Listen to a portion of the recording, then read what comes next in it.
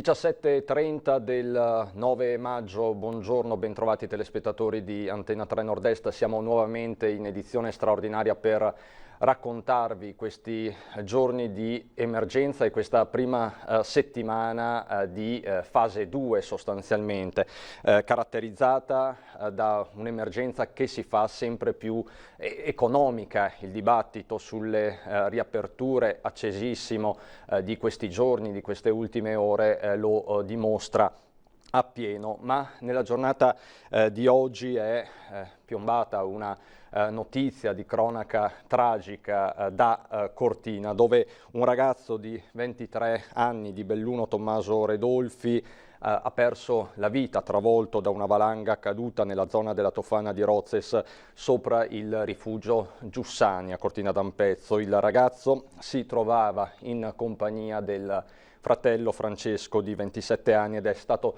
trascinato a valle per 200 metri. Sono intervenuti gli uomini del soccorso alpino con l'elisoccorso, la Guardia di Finanza e altri operatori della sicurezza che operano nella conca. In mattinata c'era stata anche una valanga, si era registrata una valanga anche sulla Marmolada. Questa è la cronaca della giornata di cui vi parleremo in maniera molto approfondita nel corso dei nostri notiziari. C'è il dibattito poi che infiamma, lo dicevamo, attorno alle riaperture. Oggi il governatore del Veneto, Luca Zaia, nel consueto punto stampa è ritornato a lanciare un appello forte e chiaro al governo dopo il confronto serrato di giovedì. Le regioni, non solo il Veneto, chiedono al governo di riaprire e di farlo dopo prima, anzi, della fatidica data del 18 maggio. Non si può più aspettare e soprattutto non si può aspettare il giorno prima per eventuali comunicazioni. Non funziona così, ha tuonato oggi da Marghera il governatore Zaia, che poi è entrato anche nel merito di alcuni provvedimenti che stanno venendo avanti, soprattutto per quanto concerne i protocolli di sicurezza nei bar e nei ristoranti. Zaia che dice un tavolo ogni 4 metri significa chiudere i ristoranti. Leggo da qualche parte che qualcuno parla di mettere un tavolo ogni 4 metri, se lo metta a casa sua un tavolo ogni 4 metri, ma non nei ristoranti, perché questo significa chiuderli tutti. Zaia poi si è rivolto direttamente al Premier Conte: faccia un DPCM con delega alle regioni. Ha parlato anche del provvedimento del collega Bolzanino con Pachner, quello che ha di fatto riaperto i negozi in Alto Adige, parlando appunto di un cavallo di Troia che potrebbe essere utile per tutte le regioni d'Italia. Questa quindi è la situazione in Veneto. Zaia poi ha detto una cosa che sta già facendo discutere a livello nazionale. Se il virus, dice riferendosi ovviamente al Covid, perde forza, vuol dire che è artificiale. Un virus in natura non perde forza con questa velocità. Questa è l'opinione del presidente del Veneto. Se perde forza, ha ribadito Zaia, probabilmente potrebbe essere un virus artificiale. È la mia personale opinione, non quella di uno scienziato. Questa quindi la situazione, ma oggi è partita una proposta chiara, precisa, forte anche dal CGA di Mestre, che come sapete è uno dei più importanti centri di studio per l'economia italiana. Ovviamente la CGA di Mestre si muove sempre su dei dati precisi dopo un'analisi attenta di quello che sta succedendo, e proprio per parlare della proposta lanciata dal CGA di Mestre siamo in collegamento con Paolo Zabeo, che è coordinatore dell'ufficio studi della CGA. Buonasera dottor Zabeo. Buonasera a voi. Ecco, voi oggi avete lanciato la proposta di un lockdown delle tasse. Ce lo spieghi? Guardi, noi riteniamo che, vista la difficoltà in cui versano e soprattutto verseranno nei prossimi mesi tantissime piccole e micro imprese, lavoratori autonomi, liberi professionisti, partite IVA, ci sia la necessità di un vero e proprio shock fiscale. Bisogna ridurre il carico fiscale sulle aziende, non solo spostare di qualche mese il pagamento, e quindi oltre a dare contributi a fondo perduto, perché c'è la necessità di dare liquidità alle aziende con contributi a fondo perduto, c'è anche l'esigenza di tagliare drasticamente le tasse. Quindi noi abbiamo lanciato questa proposta per l'anno in corso di azzerare il versamento delle tasse erariali, cioè delle imposte che devono essere pagate allo Stato, quindi dell'IRPEF, dell'IRES e l'IMU sui capannoni. Complessivamente questa misura farebbe mancare alle casse dello Stato oltre 28 miliardi di euro, per quanto riguarda le imprese venete sono circa 3 miliardi e mezzo, quindi 28 miliardi di euro complessivamente, una cifra importante, pari quasi a una manovra finanziaria. Ce ne rendiamo conto che questo metterebbe in difficoltà l'erario, metterebbe in difficoltà le entrate, il bilancio dello Stato, ma è necessario farlo, perché altrimenti molte di queste piccole imprese rischiano di sparire. L'anno prossimo comunque ci troveremo di fronte allo stesso problema, che tante realtà non ci sarebbero più e quindi ci sarebbero altrettanti problemi di gettito e soprattutto molta disoccupazione in più. Segnalo tra le altre segnalo e chiudo che la Germania ha già erogato 50 miliardi di euro alle proprie piccole e medie imprese, 50 miliardi di euro, ovviamente perché ha capito che quello è il tessuto connettivo, è l'asse portante della sua economia e quindi praticamente è venuto incontro a quelle realtà. Dobbiamo fare altrettanto anche noi, altrimenti, ripeto, avremo una desertificazione delle aree industriali, artigianali e via discorrendo, e soprattutto sempre meno botteghe e negozi nei nostri centri storici e nei nostri paesi, diciamo così, di periferia. Quindi per salvare l'economia del paese tagliamo drasticamente le tasse, lo Stato si deve indebitare di più, però riscontriamo anche che grazie alle misure messe in campo dalla BCE da un lato e quelle che saranno erogate nei prossimi mesi dall'Unione Europea, ci sono tutte le condizioni perché il nostro Stato centrale sia solvibile, che il nostro debito pubblico sia sostenibile. Lei dice lo Stato rispetto alle imprese, alle piccole e medie imprese che caratterizzano il nostro tessuto produttivo, ha le spalle molto più larghe. Esatto, perché le piccole imprese di troppo debito rischiano di esplodere, rischiano di saltare, rischiano di fallire. Lo Stato invece può tenere botta, può reggere l'urto e lo ha dimostrato, perché siamo passati dal 130% del debito PIL a ormai entro fine anno si prevede il 160, quindi una crescita di 30 punti percentuali, che è un aumento esponenziale, però regge, però insomma siamo un paese sostenibile, siamo un paese credibile, abbiamo ancora e dobbiamo praticamente continuare su questa strada ad avere un mondo di piccole e micro imprese che debbono continuare a mantenere in piedi e a sostenere economicamente e occupazionalmente anche il paese. Quindi è evidente che bisogna fare questo sacrificio e non è un caso che, ad esempio, la prego insomma di ascoltare, insomma, soprattutto chi ci segue da casa, che i mini prestiti che erano stati sbandierati come la soluzione di tutti i problemi di liquidità alle piccole imprese, anche nel Veneto sono un flop clamoroso. Lei parla, Zabeo, dei mini prestiti da 25.000 euro.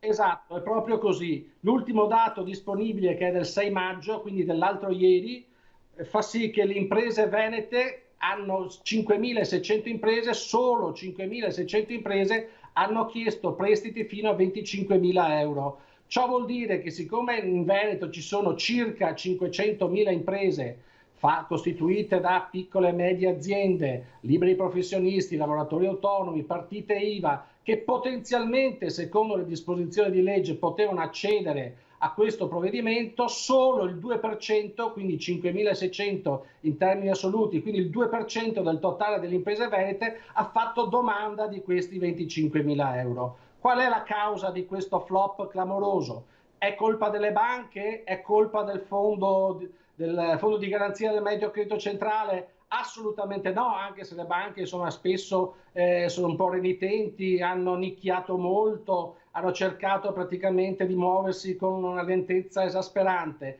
Il problema è che alle aziende questa misura non interessa, perché tu come governo non è che per decreto le fai chiudere per 2 mesi e poi a distanza di 2 mesi questi ti chiedono dammi un po' di liquidità, altrimenti non ce la faccio a stare in piedi perché i miei incassi si sono azzerati ma i costi continuano a correre. È evidente che tu non puoi dargli come soluzione quella di indebitarti ulteriormente, perché alle aziende questa operazione non serve. Infatti ricordo che anche nel Veneto mediamente le piccole imprese sono indebitate per circa 100.000 euro, quindi è chiaro che non possono aggiungere debito a debito ed è evidente che quindi nemmeno gli interessa avvicinarsi o chiedere un prestito al quale rischia addirittura di peggiorare la sua situazione. Quindi Zabeo, di fatto voi chiedete al governo di cambiare radicalmente passo, quindi passare dalla logica del prestito a quella del contributo a fondo perduto o comunque dello sgravio dell'intervento diretto sulle spese.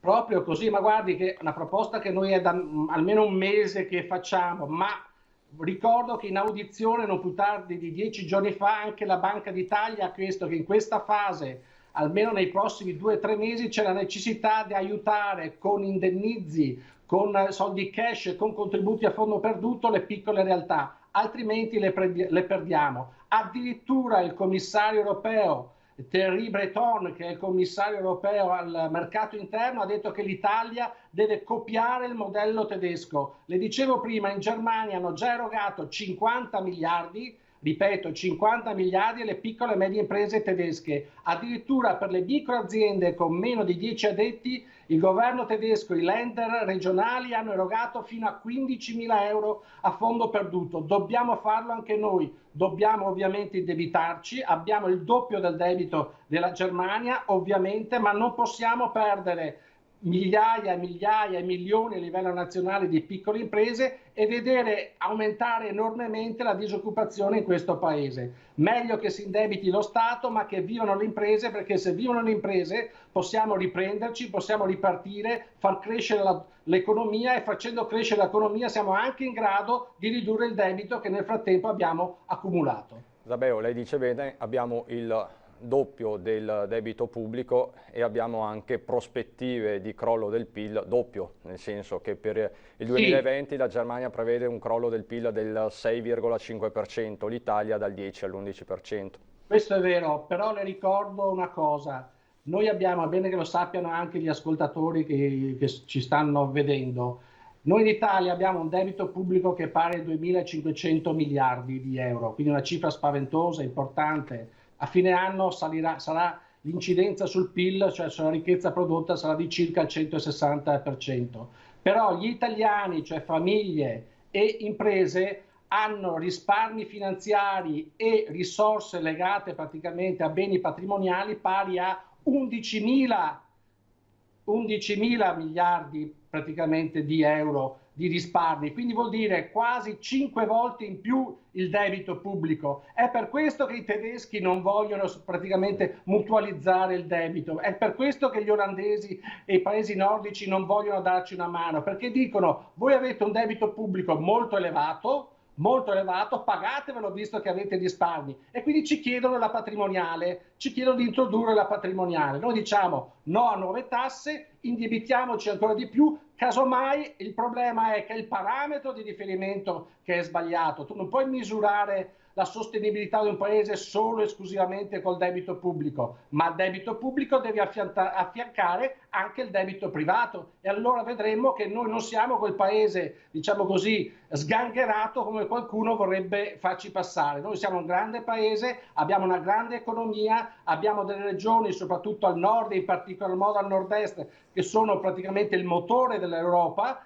Ovviamente siamo in difficoltà perché il virus ci ha messo tutti in ginocchio e dobbiamo ripartire salvando le nostre imprese, salvando la nostra economia, altrimenti non ce la facciamo. E quindi ecco perché lo Stato si deve indebitare e deve dare contributi a fondo perduto alle aziende e uno shock fiscale tale da tagliare per quasi 30 miliardi le tasse per quest'anno alle piccolissime aziende con un fatturato inferiore a 1 milione di euro. Zabeo, Le chiedo di guardare insieme a noi l'intervento del commissario Gentiloni sul MES, perché ieri appunto si è raggiunto in Eurogruppo un accordo finalmente anche nero su bianco per quanto concerne il MES e le varie clausole di salvaguardia, le condizionalità. Prego la regia di mandare in onda Gentiloni. Io non faccio il consigliere del governo, ho lavorato molto perché questo strumento fosse disponibile, senza condizionalità e con delle caratteristiche che ovviamente lo rendono particolarmente interessante per paesi che hanno dei tassi di interesse piuttosto elevati.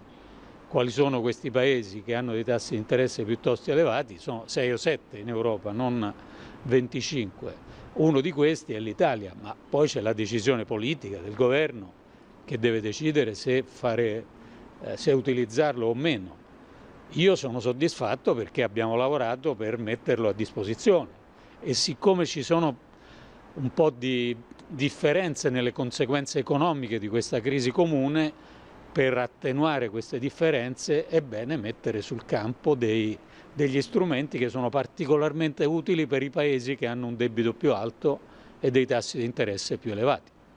Rientra il fatto, pensate a che cosa è successo nei sistemi sanitari dei paesi più colpiti da questa pandemia, come quello italiano.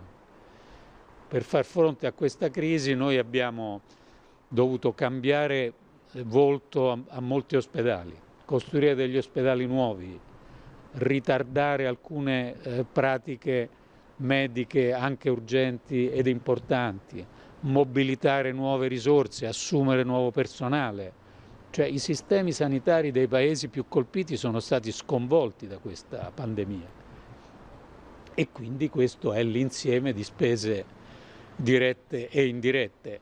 Se non ci sarà una difficoltà, sono certo che non ci sarà nella identificazione di un ammontare fino al 2% del PIL, perché l'impatto è stato talmente enorme di quello che è successo che purtroppo ha richiesto, oltre a sacrifici di persone e a sacrifici terribili del personale medico, ha richiesto una spesa di risorse straordinaria, quindi si arriva facilmente all'ammontare che è il tetto massimo in questa linea di credito.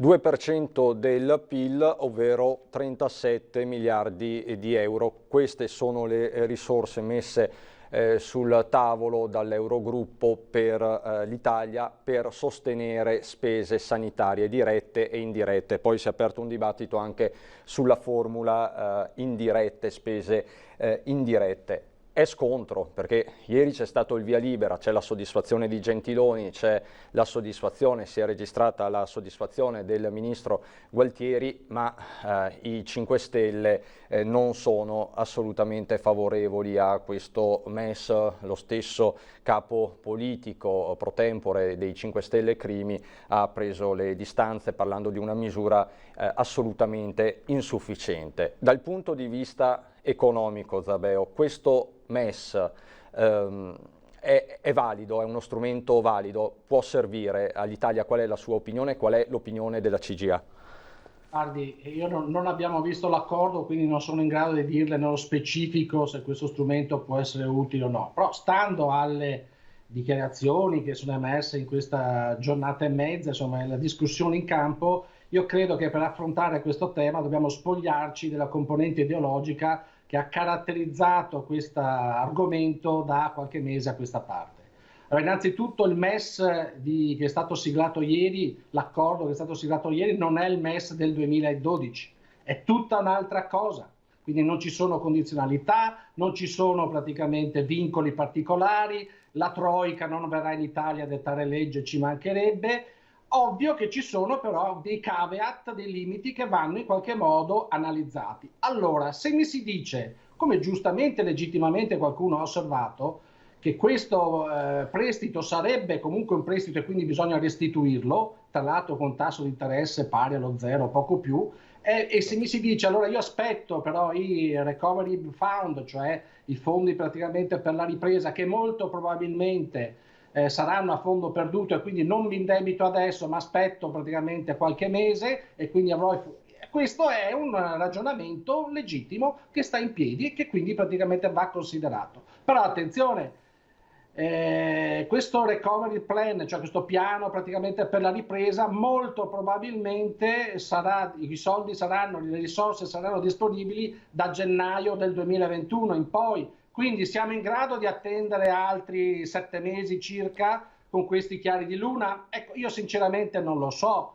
Certo è che, ripeto, è un prestito, c'è un minimo, un tasso di interesse abbastanza basso dello 0, però credo che questi 36 miliardi siano necessari per far fronte a una situazione di emergenza che ha visto la nostra sanità in alcune fasi drammatiche, penso a cavallo tra fine febbraio e inizio marzo, quando praticamente non sapevamo dove mettere coloro che praticamente avevano contratto il virus. Quindi è evidente che secondo me va fatto un ragionamento, una riflessione. Ripeto, se qualcuno mi dice perché indebitarsi se fra qualche mese ci sono i contributi a fondo perduto da parte dell'Unione Europea, è un ragionamento che sta in piedi, però attenzione, da qui a gennaio mancano 7 mesi e su 7 mesi rischiamo praticamente di arrivare di perdere molte persone, molte aziende per strada e quindi probabilmente forse è necessario intervenire già adesso, perché mettere mano alla sanità con investimenti diretti e indiretti vuol dire mettere in moto anche l'economia, mettere in moto cantieri, far lavorare le aziende, creare occupazione, creare PIL, creare gettito e quindi far ripartire l'economia del paese. Ecco, su questo io mi sento di dire e credo sostanzialmente di aver colto anche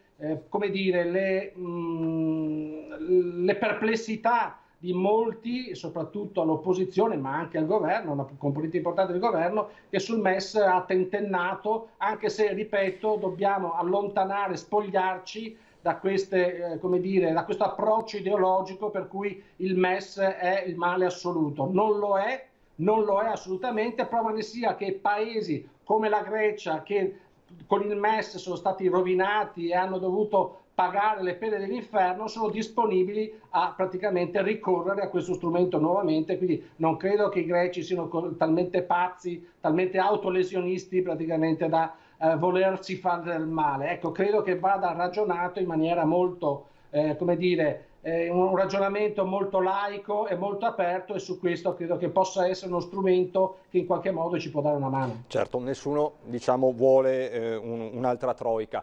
Tra l'altro il MES, come lei diceva, è uno degli strumenti che l'Europa mette sul tavolo. C'è questo Recovery Fund che però va agganciato al bilancio 2021-2027, quindi per forza di cose la competenza è nel 2021. Per definizione quasi, quindi ci sarà, come lei dice, da aspettare. Ci sono poi altri strumenti, perché di fatto la BCE ha già avviato l'acquisto di titoli di Stato italiano, se ne parla poco, però questo è successo. C'è poi anche tutto il tema del BEI, della Banca di Investimenti Europei. Anche qui diciamo si apre un capitolo. Lo strumento del BEI è efficace, secondo lei, Isabel, per le nostre imprese? Guardi, l'Europa è criticabilissima, nel senso che insomma, molte responsabilità dal 2008 in poi sulla situazione della crisi economica del nostro paese, ma in generale di buona parte dell'Europa, va in qualche modo addebitata alle politiche sconsiderate di rigore che sono state applicate, imposte sia a livello di Bruxelles ma soprattutto a livello di Francoforte, cioè con la BCE. Però va detto che negli ultimi mesi e mezzo le soluzioni o praticamente le posizioni, le misure prese dall'Unione Europea sono state straordinarie per certi versi. Ricordo che gli aiuti di Stato per le aziende sono stati alzati fino a 800.000 euro, è stato sospeso il patto di stabilità, quindi non c'è più il vincolo praticamente del deficit PIL nel rapporto 3%.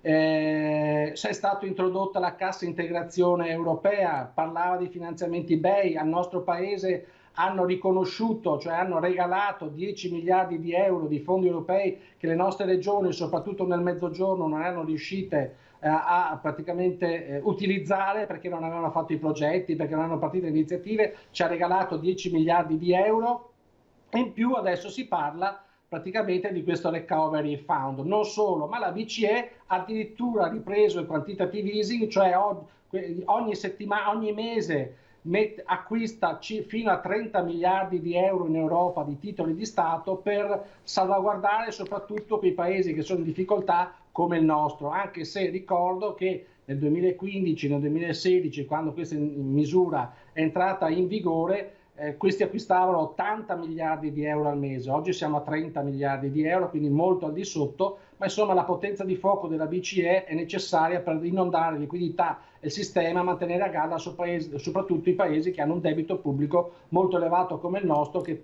difficilmente riuscirebbero a piazzare quindi i propri titoli e quindi ad avere la liquidità per pagare gli stipendi dei dipendenti pubblici, le pensioni e mantenere in piedi lo Stato. Quindi è evidente che stanno facendo uno sforzo straordinario, non è ancora sufficiente perché sia per quanto riguarda la cassa integrazione europea, sia per quanto riguarda gli investimenti della BEI, sia per quanto riguarda il Recovery Fund, abbiamo detto che non ci sono gli strumenti operativi, attuativi, dovremo attendere ancora mesi e noi non abbiamo tutto questo tempo.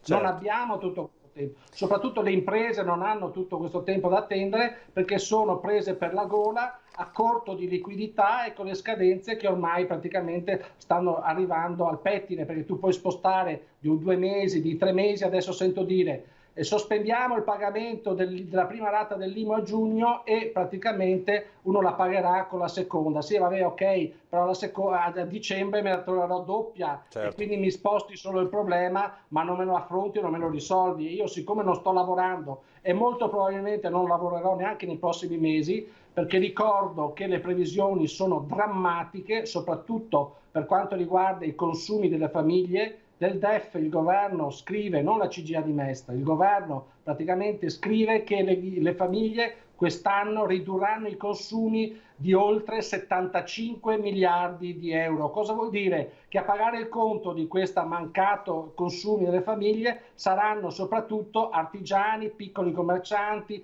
partite IVA, lavoratori autonomi che vivono quasi esclusivamente dei consumi delle famiglie. Se le famiglie crollano praticamente o non comprano più nulla, è evidente che tutte queste piccole micro realtà andranno in grosse difficoltà, vedranno crollare rovinosamente i loro fatturati e non riusciranno a stare a galla, saranno costretti a chiudere e quindi avremo grossi problemi economici, avremo disoccupazione, avremo un paese allo sbando.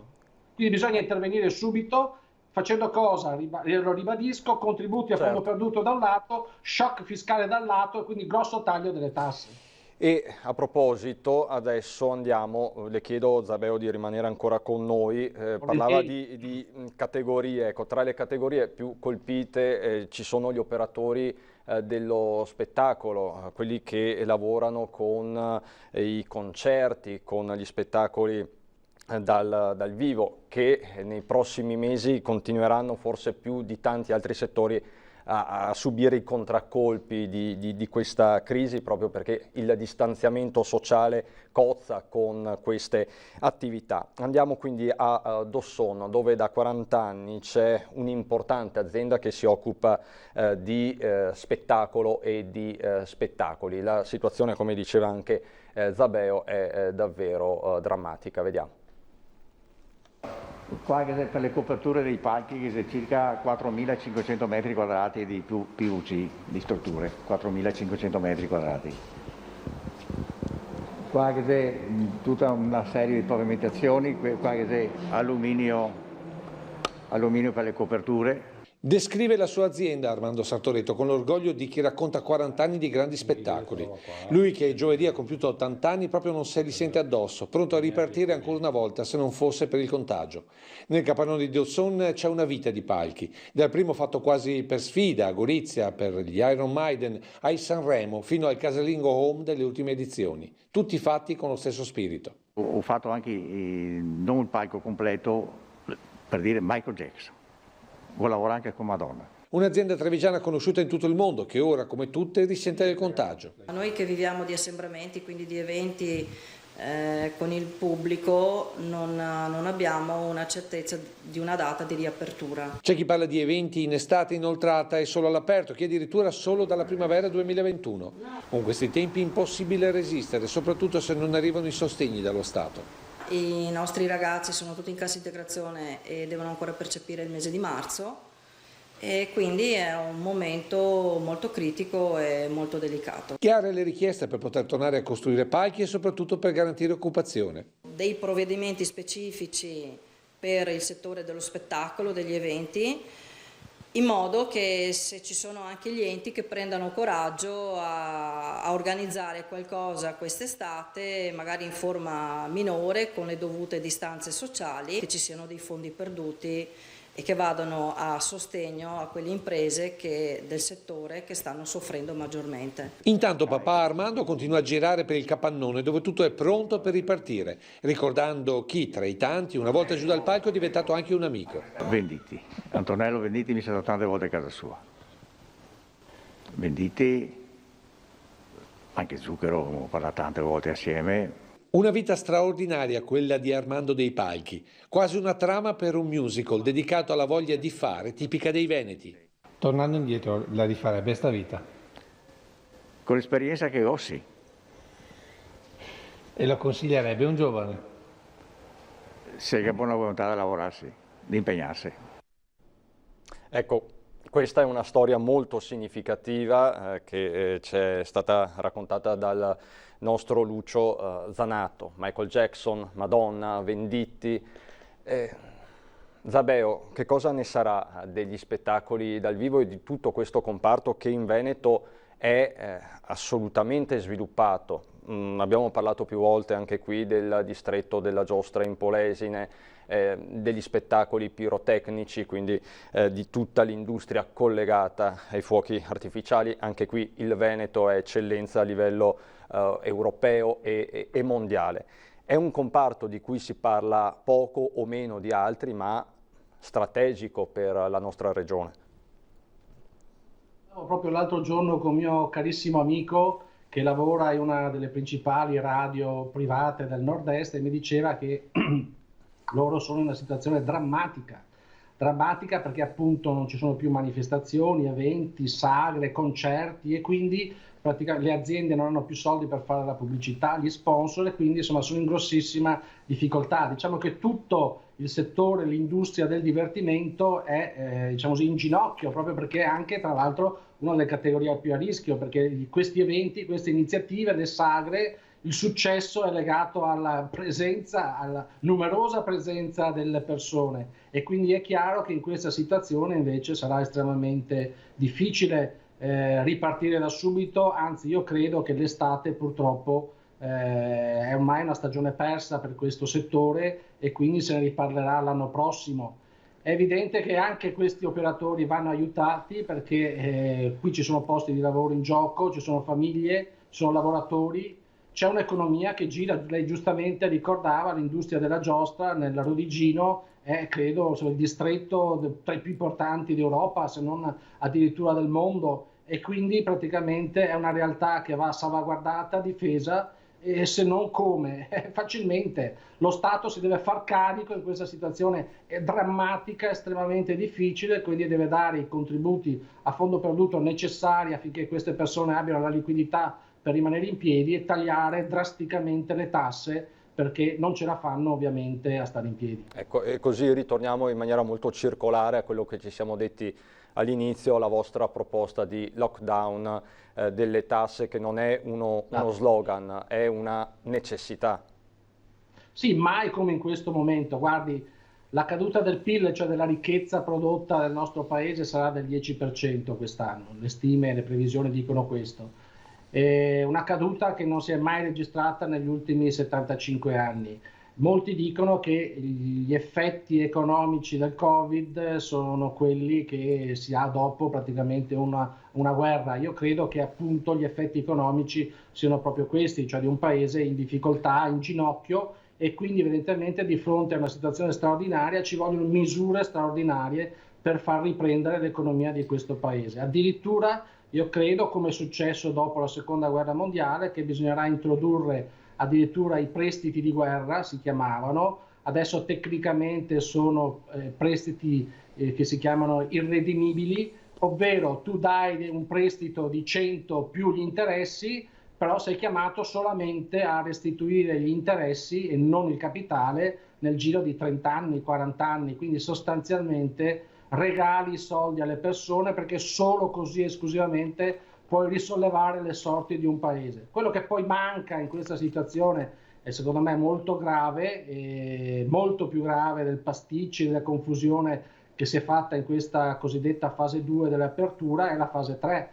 Cioè un governo serio, un governo preparato, un governo è in grado di fare una politica alta, dovrebbe dirci qual è il New Deal, qual è il nuovo patto, qual è la visione, il progetto, il piano di rilancio che ha per il paese, perché mai come in questo momento gli imprenditori gli italiani sono storditi, in stato di confusione, in difficoltà, hanno paura del futuro. Uno Stato, un governo serio, chi fa politica dovrebbe dire questa è la strada, nei prossimi 3 anni faremo questo, investiremo nel settore A, B, C, creeremo le condizioni perché il paese riparte. Invece c'è un voto automatico, nessuno ne parla, è la dimostrazione anche della qualità molto scadente della classe dirigente di questo paese. E qui si aprirebbe tutto un capitolo dedicato alla capacità di fare programmazione. Io Zabeo la ringrazio, buon lavoro, grazie per il suo intervento. Grazie a voi per l'invito. Grazie, buona serata. In ultimissima battuta, prima di dare la linea alla liturgia della parola di ogni sabato sera, vediamo i dati che sono appena arrivati da Azienda Zero con Regione del Veneto, 31 nuovi casi nella giornata di oggi, quindi dalle 8 di questa mattina alle 17 di oggi pomeriggio, 31 nuovi casi, quindi con 2 buone notizie che arrivano da Treviso e Belluno 0 contagi, quindi sia in provincia di Treviso che a Belluno non ci sono stati nuovi contagi, 12 invece a Venezia, 12 a Vicenza, soltanto 1 a Verona, penso sia il dato più basso di sempre per la provincia scaligere. I casi attualmente positivi sono 5.814, i soggetti negativizzati 11.238, quindi i negativizzati hanno bissato di fatto i positivi. Questo è un dato importantissimo. Continuano però purtroppo i decessi, sono 6 i decessi che si sono registrati nella giornata di oggi, con l'ospedale di Villafranca ancora una volta a maglia nera con 3 casi, 2 casi invece a Vicenza nel Vicentino, all'ospedale di Sant'Orso e 1 caso all'ospedale di Belluno. Continuano a diminuire i posti letto occupati in terapia intensiva, -1, -13 i soggetti invece ricoverati in area non critica. Quindi anche per oggi i dati dal fronte sanitario sono positivi. Il trend è di costante diminuzione. Adesso vi dicevo c'è la liturgia della parola, subito dopo il TG del Veneto dalle 18:30. Buon proseguimento.